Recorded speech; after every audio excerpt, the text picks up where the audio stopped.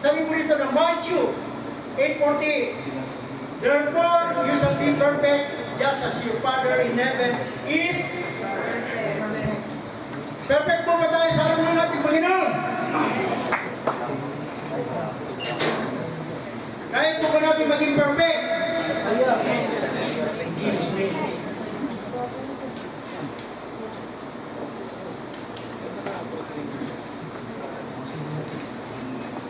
Gusto niyo po maging perfect yung magiging anak niyo? Sa pagkapasilang ko lang po, pangalan niyo na, ibigay na ng pangalan, perfecto.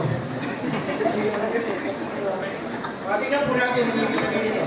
Therefore, you should be perfect just as your Father in heaven is perfect. Tuloy po natin. Ano po? Matthew 5:48, the word perfect is, ano po? Teleios signifies having reached its end. Telos means complete, perfect po. Ito po ay isang kaulugan po. For every task that God given to you, kapag ito po dapat katapos mo, masasabi po natin itong perfect. Ayaw po ba? Ito po natin. Ano po sabi ng Panginoon nung nandito sa lupa? Kung ano nagagawa ko, higit pa ron ay iyong magagawa. So, pwede po ka tayo maging perfect? If we will follow the will of God in our lives. Okay. Ang sabi mo rito, what is the text commanding you? What does perfect mean? Context, you are to be perfect means you are to love as God loves you. Gano'n po natin mga pangalan ng ating Panginoon. Kasi pag sinabi mo sa kapatid mo, kailangan, I love you with the love of the Lord. Hindi lamang po yung may mga kapatiran po sa una, I love you with the love of the Lord. Habang tumatagal, nagiging close na sila. Wala na yun. With the love of the Lord, I love you na lang.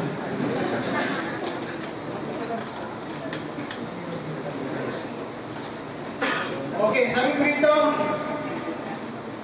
in context, you are to be perfect means you are to love as God loves you. Without, ano po? Partiality. Ano pong ibig sabihin nun?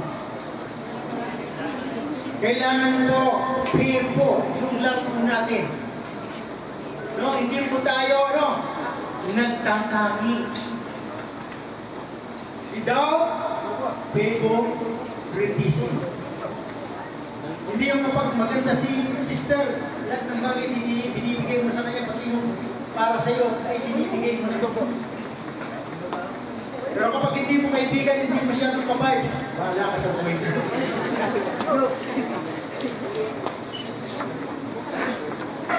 So mga kapatid ko sa Panginoon, napakabuti po ng Diyos sa buhay po natin.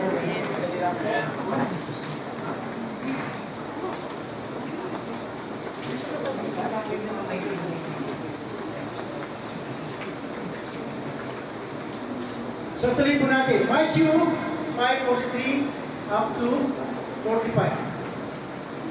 You have heard that it has been said, thou shalt love thy neighbor and hate thine enemy. Ang sabi po rito, kailangan balik mo ang iyong kapwa-tao at kamuyan mo ang iyong kaaway. But that said, but I say unto you, love your enemies. Bless them that curse you, do good to them that hate you, and pray for them which despitefully use you and persecute you. Pero po nakita po natin. I-pray po natin yung ating mga enemies na, curse. Bless. Usually po kapag tayo minsan Kristiyano na tayo, ano po ginagawa natin sa ating kaaway pag pinag-pray po natin? Lalo na nakakutang sa atin, hindi nagbabayad. Ano po dapat natin gawin? I-cash po ba natin siya? Kapag kinash po natin siya, lalo pag hindi, mababayaran. So, ano nangyayari? I-bless po natin siya na God bless him. And through that, siya po ay pagpapalain ng Diyos at mababayaran ka at may bonus ka pa. Kapag ito sa Panginoon, palakpakan po natin. Kasi po, dati po tayong kaaway ng ating Panginoon. Because we are the enemies of our living God. But because of His love, He gave His Son for us, for our salvation. Amen po. Tuloy po natin. That ye may be the children of your Father, which is in heaven. For He made His sun to rise on the evil, and of the God He sendeth rain on the just and on the unjust. Sapagkat ang pagpapala po ng Diyos ay hindi lang sa mabubuti. Sa pagsabi ng Panginoon dito, dumating ako rito hindi para sa mga mabubuti kundi sa mga kasalanan. Kaya ang blessing po ni Lord, ang pagbigay ng ulan, ano bang pagpapala, ang lahat ng kanyang nilikha ay pinagpapala. Ngayon po ba? Kahit po ba natin pagpalain ng ating mga kaway? Amen! Yung maraming ilang sa hindi nagbabayad, pautang po ba natin? Sinabi niyo po yan, ha? O yung nakalinig naman po na may utang dyan, o naman po kayong mabuso. Okay, tuloy po natin. Or you love them, which love you, what the word, yeah. Do not even the publicans the same, and if you salute your brethren only, what do you more than others? Do not even the publicans. So ano po nakita po natin dito? Kahit yung mga masasamang ama ay nagbibigay ng mabuting bagay sa kanyang anak o sa kanyang pinamahal. So, brethren, nais po ng Diyos dito. Kapag tayo raw umiibig lamang doon sa ating mga umiibig sa atin, wala po tayong katulad. Ganun din po ang ginagawa ng mga masasama. Ganun po ba? So, kailangan po ibigin natin, maging ating kaaway. Through that, masabi ko dito, be ye therefore perfect, even as your Father which is in heaven is perfect. Sapagkat tayo inibig ng Diyos, kailangan ibigin po natin ang ating kapwa, kaibigan man ito, o maging kaaway. Tuloy po natin.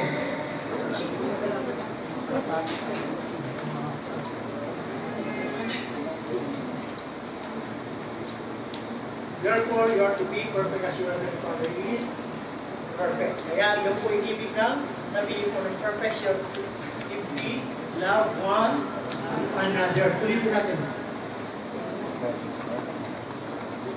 In other words, I will just explain how the Father is perfect. Paano po naging perfect natin ang nasa langit? And instructing God's people to behave similarly. So, ano man po ang ginagawa ng ating Panginoon ay dapat po natin ano? Tularan po ang ating Diyos na buhay. Amen po? Kaya po inulit dito, you are love with partiality. Sabi po, malin mo lamang yung kaibigan, sumaran po muna. But I say unto you, love impartiality. Walang kinikilingan, walang favoritism. So, you can be the Son of the Father. Sino po ba ang gusto mag-iarap ng Diyos? Yes! Sino po ito? Parang daughters. Kasama na po yung lahat nito. Pag sinabing sons po, of course, usually ito ba ito, yung mga ulit mga, ano po, yung mga lalaki kaya sumusunod yung mga babae, sabihin po, general po ito. Maglahat po ng marunong umibig at nagmamahal ng parehas sa kanyang kapwa ay anak na tatawagin ano po, anak ng ating Panginoon.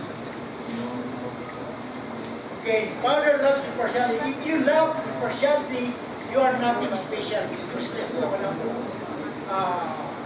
Hindi po, sa special sa Tagalog, tinatami. Even the weak that therefore you are to love perfectly as the Father loves perfectly. So, ibig sabihin po dito, lagi po natin gayahin ang ating Panginoon. Tuloy po natin. Ano po ang tinanong? Summarize imperfection. As love, maybe a shot to more than interpretation. letters, but it will not have been to the apostle Paul. Kaya napapansin po natin, ang tuntunan po, the golden rule po in this world, love your, only what? Love your friends po. Hindi po sinabi ng golden rule dito na mahalin mo ang iyong kaaway. Kundi, mahalin mo kung sino ang nagmamahal sa iyo. Pero hindi po yun ang isang Panginoon. Kundi, ang lahat ay minamahal ng ating Panginoon. Tingnan po natin. Oh, no one anything but to love one another. For he that loveth another hath fulfilled the law. Amen po. Huwag naman sana kayo pagkautang sa, ano po, sa ibang tao. Kundi sinasabi dito, ang tunay na pagmamahal po ay binibigay po natin sa ating kapwa, nakakasunod po tayo sa batas ng ating Panginoon. Ano ba yung sumusunod dito? Galatians 5:14. All the law is fulfilled is one word. Even this law shall love thy neighbor thy as, ano po? As thyself. Nabanggit na po natin kanina, no? Kailangan mahalin mo ang iyong sarili kahit ng iyong kapitbahay o ng iyong kapwa. Kasi po yung sinasabi ng 14 law, usually inisip po natin, no? Mamahalin mo lang ang iyong kapit bahay. Sabi ko, ang iyong sagasap sa pagkalang ng iyong kapwa. Tuloy po natin. James likewise contrasted partiality with fulfilling the royal law. Maging si James po nakita po natin, hindi po siya sangayon yun sa pagmamahal na tinamahal mo lamang yung nagmamahal sa iyo. Of course, dapat po bilang mga Kristyano ang lupit ng ating mga pamumuno. Basahin po natin sabay-sabay. If you fulfill the royal law, according to the scripture, thou shalt love thy neighbor as thyself. Can do well. Hindi po dapat natin gawin, no? But, yet respect the person who commit sin and convince of the law as transgressors. Sabihin po nito, kapag mayroon kang kinikilingan at yung mga tao lamang na pinakikinabangan mo, na alam mo nakakatulong sa iyo, yan lamang ang minaman mo. Ito po ay isang uri ng kasalanan. Tingnan po natin. Usually, meron pong magayan, kapag si Mayor ang dumating sa iyong bahay, saan mo siya papaupuin? Kabisera, yung pinakamagandang upuan. Eh kung yung mamalimos na nasa labas, ano po ginagawa usually? Punta sa tapat ng bahay. Tinatamay pa. Ito po, hindi natin alam. Kasalanan po ito sa harap ng ating Panginoon. Kailangan po, mayor man yan, o tinaring tao, tulubi. Iisa po ang ating Panginoon. Love without partiality. Sapagkat ang maling pagmamahal ay uri ng kasalanan. Tuloy po natin sa James 29. Jesus himself clarified that the sign of the true disciple was his love for others. Ano pong sign ng isang Kristiyano at tagasunod ni Kristo? Ang nagmamahal sa kanyang kapwa, hindi yung ang mahal mo lamang yung sarili. Ito po isang peace. So, makikita po, you can see that you are a real Christian if you love one another. And that is the kind of perfection. So, taas po natin. Jesus himself clarified that the sign of a true disciple was his love for others. Okay.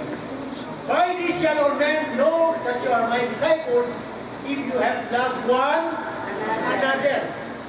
Mapapatunayan po na tayo tagasunod ni Kristo kung minamahal po natin ang ating kapwa-tao. And it is the sign of a real disciple that if you love one another. Tutuloy po natin. the scripture that perfection, all completeness, maturity, feeling the Lord, and loving others are, ito, sinonimo. Ito po ay magkakaparehas. So kapag na-complete mo, tas mo sa ating Panginoon, and this is the kind of perfection. Kapag na-fulfill mo yung sunod sa batas ng ating Panginoon, it is a kind of perfection. Kapag ikaw ay nagmamature, it is a kind of perfection. Kapag ikaw hindi nagmamature, ano po? Bonjing po. Bonsai. Hindi po yung bonsai kasi hindi lumalaki sa physical. So, ito po yung ibig sabihin ko ng perfection. So, kaya po ba natin maging perfect? Yes. Sa paano parang po? If you love one another, and that's the kind of perfection. So, new ka na, maging perfect ka pa.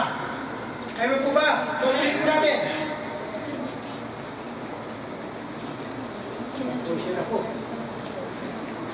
If God shows kindness and love to all, then, if we want to be like God, we should be the same.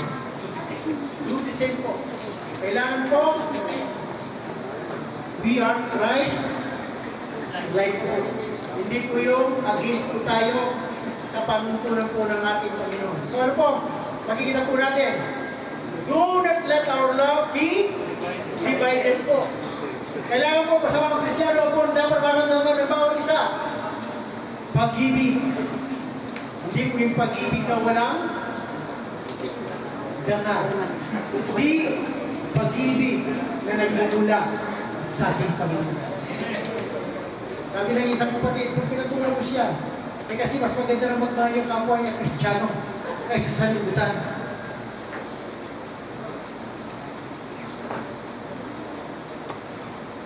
Do not let our love be divided, giving something essential, let out of our faith.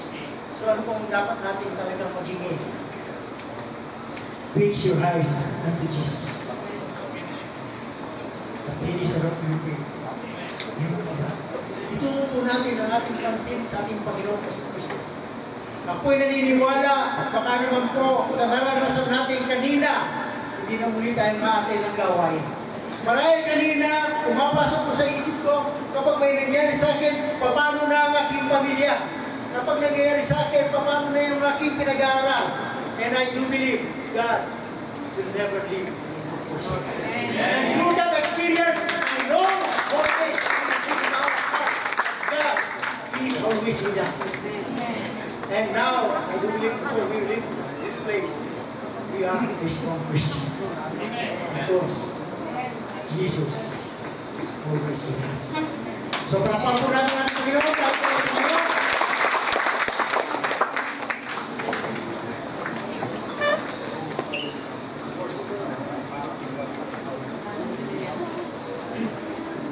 O Lord, nakikita ko ang aming maruha. As a human being, we have emotion. We experience different kinds of trials and na dumarating sa bawat buhay ko namin. I know without you now, Lord, you can do nothing more.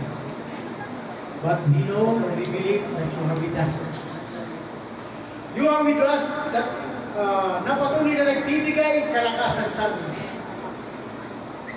From the beginning that we start this service of God, alam na po namin, nakasama po namin kayo. Bagamat nakakaranas po kami ng pagkatakot sa aming mga puso bilang tao, God. Pero once again, O God, we experience your power, O God, that you are with us right now. You are the God, O God, sa patuloy na umibig at kumakalinga sa bawat buhay namin sa kabila ng aming mga pagkukulang, O God. We know that we need renewal day by day, O God, because we know that we are a sinners, O God. We cannot come into your throne, O God. There is still unrighteousness in our part, O God. But that we are asking that create us a new world, O God. And renew our spirits within us, O Jesus. So that we can walk according to your will, O God. That we can battle any kind of things that na ating patuloy na nananasa sa buhay po natin ito. For whatever spirit of fear, I command you and rebuke you to the part of our life right now in the mighty name of Jesus Christ. Yes, O Lord, isa pa po namin napatunayan ikaw ay buhay na Diyos. Amen. Hallelujah. You are the light God, O God, that you are always with us to experience once again, O God, that you love us very much, O God.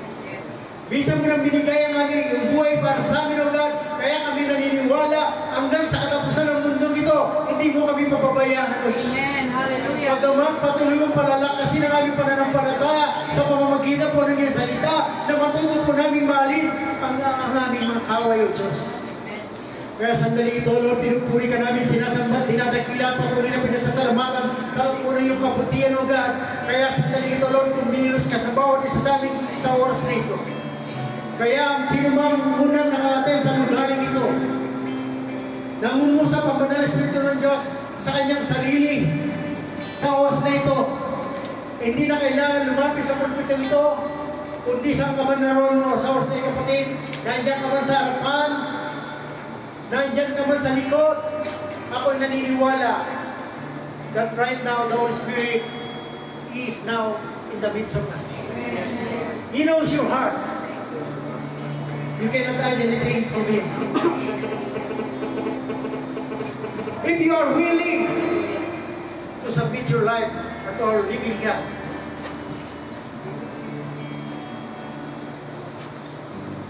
just only a simple prayer. If you want to follow, and I will lead you only to come into the presence of our living God and repeat after me. God is here. You are willing to accept Jesus as Lord and personal Savior. Huwag po kayong mahiya sa inyong mga katabi. If you are willing to accept Jesus as Lord and personal Savior, I will pray for you. If I said, repeat after me. Sumunod po kayo kung nais mo. Amen po ba? So, let us pray. Almighty God, thank you so much for this wonderful day that you have entrusted unto us. We know, oh God, every one of us, we need salvation. Because without you in our lives, we can do nothing. If there is any one of you here, oh God, who will not accept you as the Lord and personal Savior, it is possible for him to flourish. It is impossible for him to come to your throne, O God.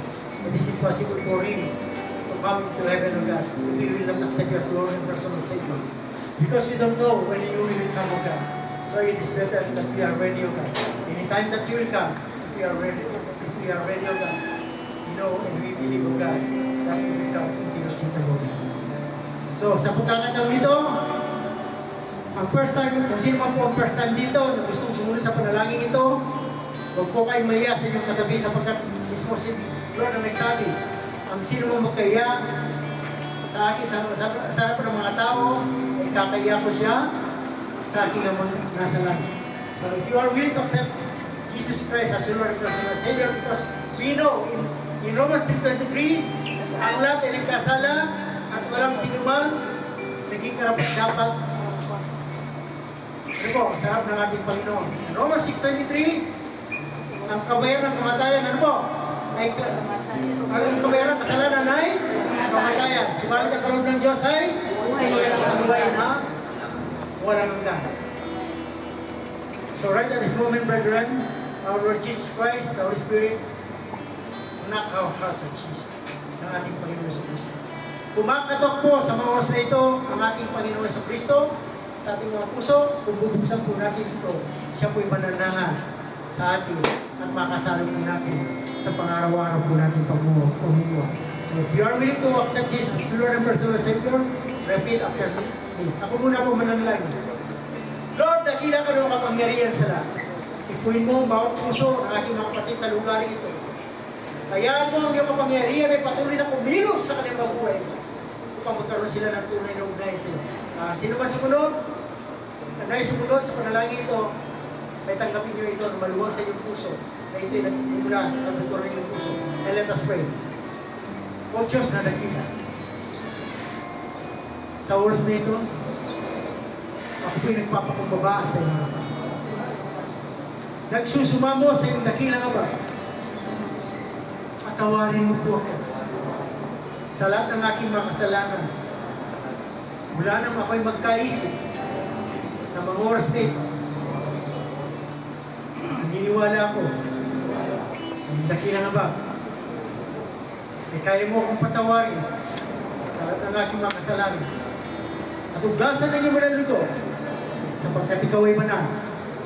Sa sandali ito, inaangkit ko ang kapatawaran, ang pagbuhugas ng iyong banal dugo sa lahat ng aking karunia. Tunay nga, Lord, maraming salamat po. Nasa oras na ito, tinatanggap kita bilang Diyos ang sariling tagapagligtas. Mula sa oras na ito, sulat mo ang aking pangalan sa aklat ng buhay upang sa iyong muling pagbabalik, ako'y matumayan at makasama sa iyong kaharian. Maraming salamat po. I claim that I am a Christian and I have authority to call you my Father, my Father. In Jesus' mighty name, the brother will say, Amen. May mga panalangin po. Ang personal prayer po ay lumapit po rito.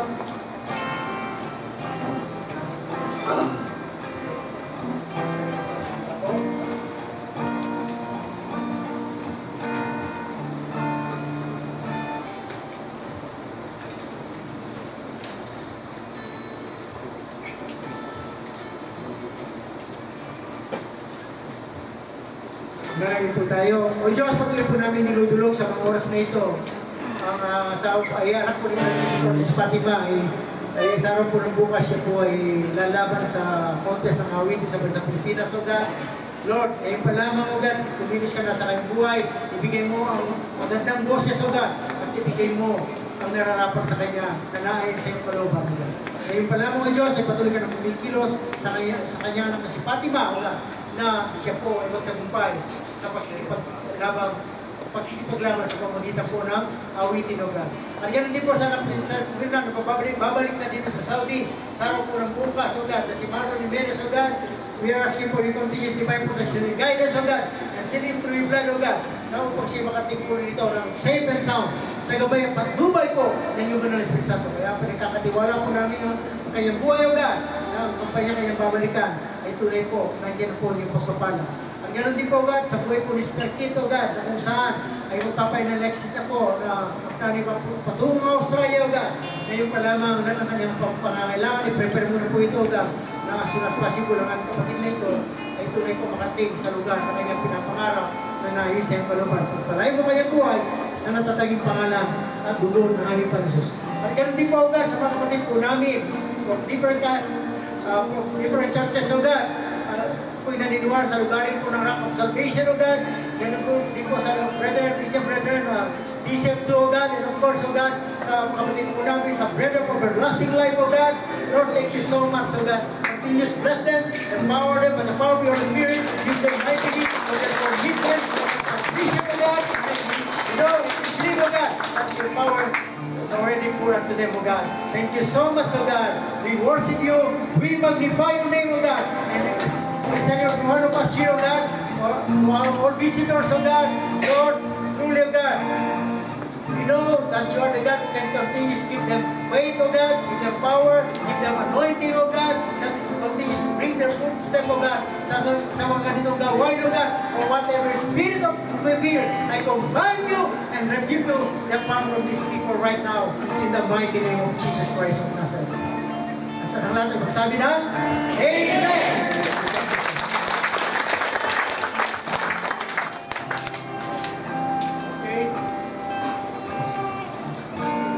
Praise the Lord. Ano po? Maganda po tayo ng mga taas. Praise the Lord. Yung mga dancer kanina, gusto nyo sumayaw?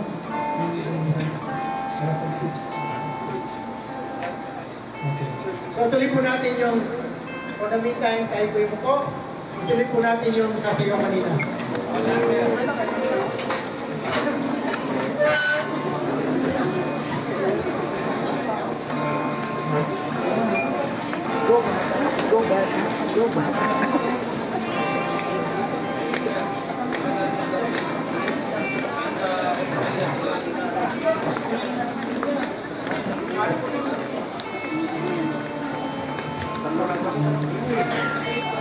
Tayo po yung mag-show po at meron po tayo mga mag-award po kami ng certificates of appreciation and recognition sa mga kapatid po natin na nagbigay ng kanilang serbisyo paglilingkod po sa gawain po ng TCF, the 8th Christian Fellowship. Listen for a while as we're going to give certificates of appreciation for those brothers and sisters who serve the PCF, to meet their commitments and dedication. So for a while, can we have a song from our music team? Music team, please.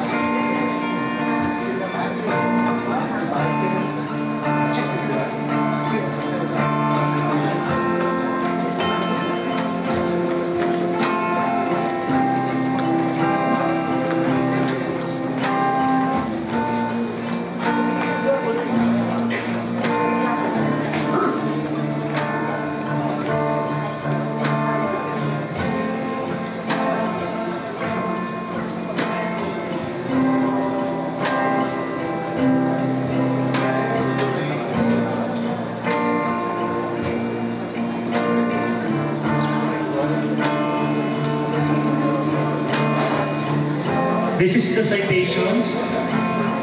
The 8th Christian Fellowship, set number 201-50622. Certificate of appreciation is presented to in recognition of your commitment